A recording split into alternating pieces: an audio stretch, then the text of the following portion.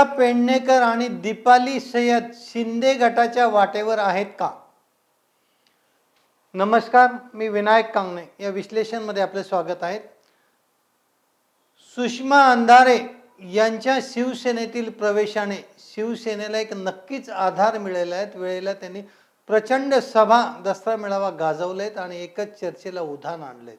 शिवसेनेची जी बाजू पडत चालली होती ती कुठेतरी सुषमा अंधारेंनी आपल्या भाषणांनी सांभाळली. त्यांनी सुषमा अंधारे त्यामुळे प्रचंड फोकसमध्ये आले.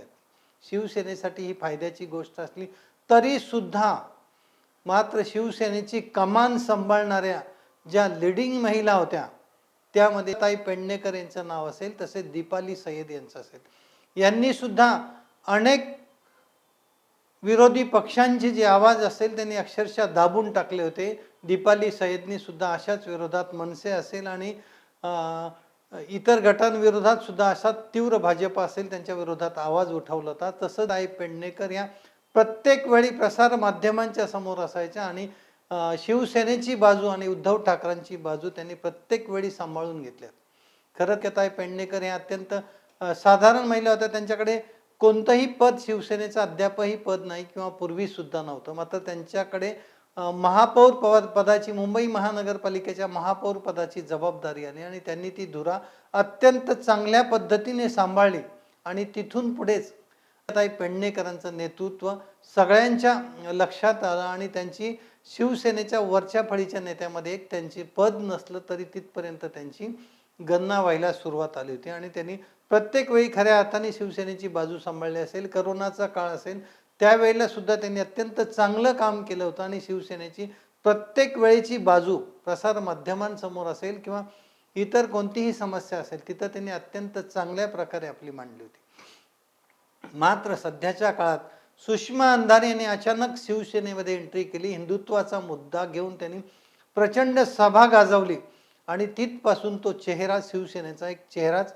झाला की काय असं वातावरण निर्मिती झालं होतं. आणि नेमकं त्याचमुळे शिवसेनेत ज्यांनी कार्य केलं होतं, ज्यांचं अनेक वर्षांपासून काम होतं आणि खरोखर चांगलं काम होतं, मात्र उद्धव साहेब ठाकरे आणि ठाकरे कुटुंबांचंच त्या चेहऱ्यांकडे कुठेतरी दुर्लक्ष होताना दिसत आहेत. कारण जेव्हापासून सुषमा अंधारे या प्रकाश झोतात आल्या तेव्हापासून पेडणेकर कोणत्याही प्रसार माध्यमांसमोर नाही किंवा दीपाली सय्यद सुद्धा नाही.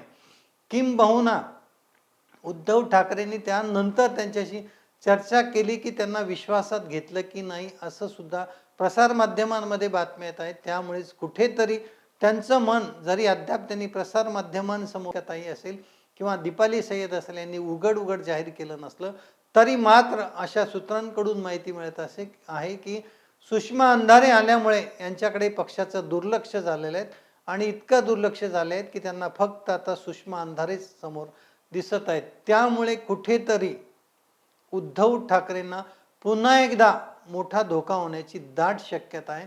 आणि या दोन्ही महिला ज्या आक्रमक होत्या, एकेकाळी शिवसेनेची प्रचंड बाजू त्यांनी सांभाळलेली होती, मात्र आता स्पष्ट आणि सळ उद्धव ठाकरे, आदित्य ठाकरे असतील किंवा ठाकरे कुटुंबाचंच त्यांच्याकडे दुर्लक्ष आले आणि फक्त एकमेव सुषमा अंधारे ह्याच प्रकाश झोतात शिवसेनेच्या दिसत आहेत. त्यामुळे कुठेतरी इतक्या दिवस शिवसेनेसाठी ज्यांनी काम केलं आहे आणि ज्या ठाकरे कुटुंबाकडून आणि उद्धव ठाकरेंकडून ज्या खरे कार्यकर्ते आहेत, खरे निष्ठावंत आहेत, त्यांच्याकडे दुर्लक्ष केल्यामुळेच खऱ्या अर्थाने शिंदे गट हा तयार झाला आहे आणि पुन्हा एकदा शिवसेनेमध्ये अशा प्रकारची फूट पडण्याची दाट शक्यता आहे.